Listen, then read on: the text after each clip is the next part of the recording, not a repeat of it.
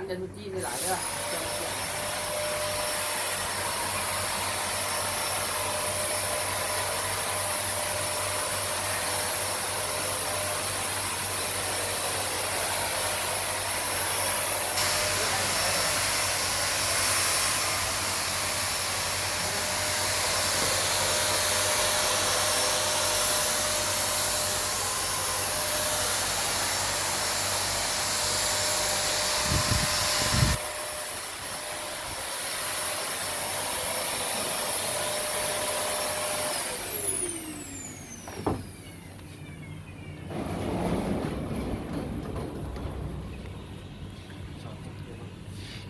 ติดแล้ว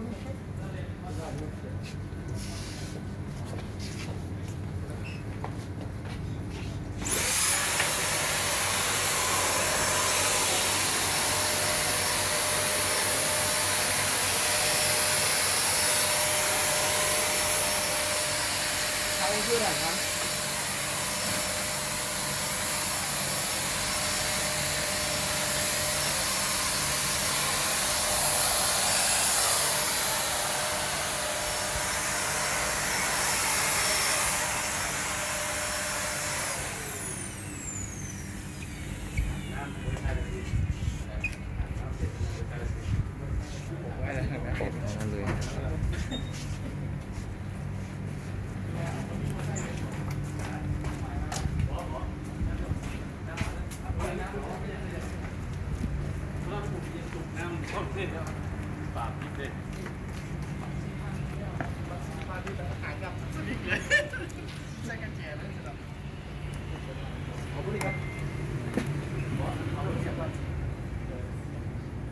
ฉีดบนนี้ก่อนลงแล้วจะมาฉีดบนนี้